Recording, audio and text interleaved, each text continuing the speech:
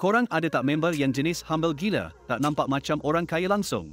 Pakai biasa-biasa, kereta pun pakai kereta lama, tapi bila dapat borak, baru tahu dia pemilik syarikat megah holdings. Yang paling best, bisnes dia bukan benda hype pun, orang tak pandang sangat pun, tapi dia laju buat duit diam-diam.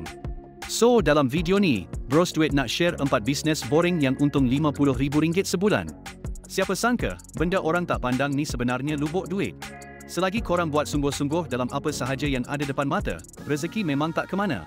So, apa tunggu lagi? Alright, let's go. Nombor 1, penternakan udang. Penternakan udang ni kalau orang dengar memang nampak macam kerja biasa saja, setakat jaga air, bagi makanan, tunggu udang besar, lepas tu jual. Tapi hakikatnya, demand udang kat Malaysia memang tinggi, lagi-lagi untuk restoran seafood, hotel, dan ekspor. Bisnes ni boring sebab bukan semua orang suka berpanas tepi kolam atau main dengan lumpur, tapi siapa sangka ia sebenarnya lubuk duit besar. Apa yang buat penternakan udang ni istimewa? Sebab udang boleh dituai dalam cycle tertentu. Biasanya dalam 3 ke 4 bulan sekali. Jadi dalam setahun, boleh harvest banyak kali. Lagi best, sekali harvest boleh jadi berpuluh tan. Dari segi pendapatan, penternakan udang boleh capai jualan kasar RM100,000 hingga RM120,000 sebulan kalau ada lebih kurang 2-3 kolam besar. Harga borong untuk udang putih atau Vietnamese sekitar RM18 ke RM25 sekilo, bergantung pada saiz. Manakala harga borong untuk udang galah sekitar RM28 ke RM40 sekilo. Bila tolak overhead macam makanan udang dalam RM20,000 ke RM25,000 sebulan, elektrik untuk pump dan aerator RM5,000, kos pekerja RM10,000, serta maintenance dan ubat RM5,000, masih boleh tinggal untung bersih lebih kurang RM50,000 sebulan. Bisnes ni bukan saja steady, tapi repeat customer confirm ada. Peniaga restoran akan repeat order, pemborong akan datang cari stok, dan kalau pandai marketkan, boleh supply terus ke hotel atau ekspor. Dari situ margin boleh naik lagi sebab harga udang ekspor jauh lebih tinggi daripada harga tempatan. Pendek kata, penternakan udang memang bisnes boring yang ramai tak pandang, tapi realitinya boleh jadi mesin cetak duit. Kena ada ilmu, kena rajin pantau air dan kesihatan udang, dan kena sabar tunggu cycle harvest. Kalau semua tu jaga elok, duduk kolam tepi kampung pun boleh jadi jutawan senyap. Nombor 2, pembekal frozen food. Bisnes pembekal frozen food ni memang nampak simple dan boring, tapi sebenarnya market dia besar gila. Banyak kedai makan, restoran, kantin, hotel perlukan stok frozen food. Lagi-lagi bila ramai orang sibuk kerja, demand untuk makanan frozen ni makin tinggi. Dari segi kelebihan, bisnes ni steady sebab pelanggan datang dari pelbagai lapisan. Daripada peniaga kecil sampailah ke hypermarket. Bila dah ada network pembekal kilang dan logistik yang proper, pembekal frozen food boleh kawal harga dan dapat repeat order setiap bulan. Barang ni bukannya ikut musim sangat, kira sepanjang tahun orang akan beli, tak macam buah-buahan yang ikut musim. Dari segi pendapatan, katakan jualan kasar frozen food boleh cecah RM200,000 sebulan.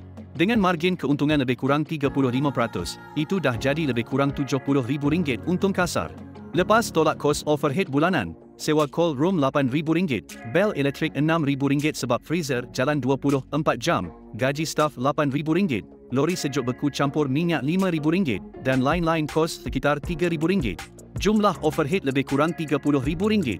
Jadi untung bersih yang tinggal boleh capai RM40,000 sebulan, konsisten kalau dapat kawal stok dan maintain pelanggan tetap.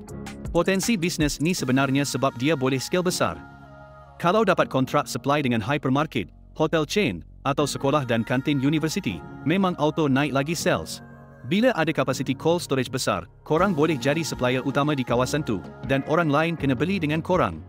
Kesimpulannya, bisnes pembekal frozen food ni memang nampak boring, tapi cash flow dia laju dan repeat order memang tak pernah putus. Orang akan sentiasa makan, dan makanan frozen ni jadi pilihan utama. Dengan sistem simpanan yang baik dan rangkaian pelanggan yang luas, boleh jadi jutawan senyap hanya dengan supply nugget, sausage, dan ayam perap je. Nombor 3, kedai bandel. Bisnes kedai bandel ni memang nampak simple, ada yang orang anggap setakat bisnes baju terpakai je, tapi demand dia sebenarnya besar gila. Trend pakaian bandel ni makin diterima ramai sebab ada value, murah, rare, kadang-kadang dapat brand besar macam Nike, Levi's, Carhartt dengan harga yang sangat rendah. Dari segi kelebihan, bandel ni pusingan modal cepat. Sekali masuk satu kontena baju dari luar negara, boleh dapat beribu-ribu helai baju, seluar, jaket, kasut. Lepas tu korang asingkan, grade ikut kualiti, dan jual dengan margin yang tinggi. Dari segi pendapatan, jualan kasar kedai bandel yang stabil boleh capai RM120,000 sebulan. Margin keuntungan biasanya tinggi, dalam 60% sebab stok bandel ni murah bila beri borong kontena. Jadi untung kasar lebih kurang RM72,000. Lepas tolak kos overhead, sewa kedai RM5,000, gaji pekerja RM6,000, bel elektrik dan air RM2,000, marketing dan social media RM5,000, dan lain-lain kos sekitar RM4,000, total overhead lebih kurang RM22,000. Jadi baki untung bersih boleh cecah lebih kurang RM50,000 sebulan kalau stok jalan laju dan crowd maintain. Selain itu, kedai bandel ada potensi untuk scale. Boleh buka banyak cawangan, jual online dekat Shopee dan Lazada, atau buka live streaming channel sendiri. Ramai peniaga bandel sekarang buat live TikTok malam-malam dan boleh dapat ribuan order dalam masa beberapa jam. Lagi besar rangkaian pelanggan, lagi senang untuk repeat sales sebab peminat bandel ni memang ketagih cari barang rare. Kesimpulannya, kedai bandel ni memang kategori bisnes boring sebab nampak macam jual baju terpakai je, tapi sebenarnya cash flow dia deras. Kalau pandai cari barang rare, bijak susun marketing, dan jaga stok, boleh jadi jutawan senyap hanya dengan jual baju yang orang buang kat negara luar. Nombor 4. Pakar servis aircon kereta.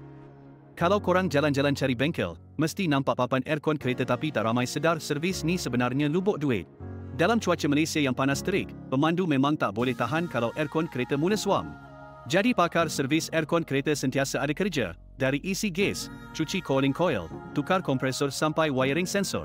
Kerjanya nampak bosan sebab hari-hari hadap sistem aircon je, tapi demand dia non-stop. Rahsia bisnes ni terletak pada kepakaran dan alat khas. Tak semua bengkel biasa mahir diagnose isu gas bocor atau kompresor jam. Bila pelanggan jumpa bengkel yang boleh selesaikan masalah cepat, diorang terus repeat dan siap rekomen kawan. Lagi best, kebanyakan kerja aircon perlukan masa 1 ke 3 jam je, jadi korang boleh pusing banyak kereta sehari. Dari segi pendapatan, charge untuk servis asas macam vacuum dan top up gas biasanya RM120. Manakala untuk kerja yang lebih detail macam cuci cooling coil boleh naik sampai RM250. Kalau ada job tukar kompresor, harga boleh jadi RM600 sampai RM1,200 ikut jenis dan model kereta. Kalau satu bengkel buat dalam 8 kereta sehari dengan bel purata RM250 dan beroperasi 26 hari sebulan, jumlah jualan kasar boleh cecah sekitar RM52,000 sebulan. Kos operasi pun masih dalam kawalan.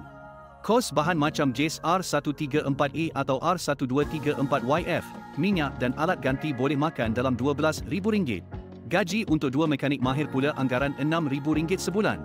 Sewa kedai RM3,000, elektrik dan alat kecil sekitar RM2,000 dan bajet marketing campur sistem pos dalam RM1,000.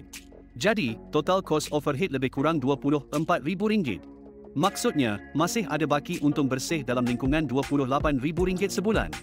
Pendek kata, jadi pakar aircon kereta ni memang tak viral macam buka kafe hipster, tapi cash flow dia padu. Cuaca panas, kereta makin banyak, dan owner tak kisah bayar asalkan sejuk balik. Buat kerja kemas, harga berpatutan, reputasi naik, lama-lama korang senyum sorang-sorang tengok akaun bank tebal tiap bulan.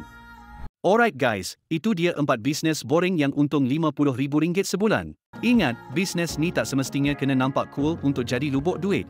Kadang-kadang, yang paling low profile itulah yang paling untung. Kalau korang nak idea-idea bisnes boring yang lain, boleh singgah video saya yang lain. Jangan lupa like dan subscribe untuk lebih banyak konten idea bisnes. Jumpa lagi dalam video seterusnya, bye.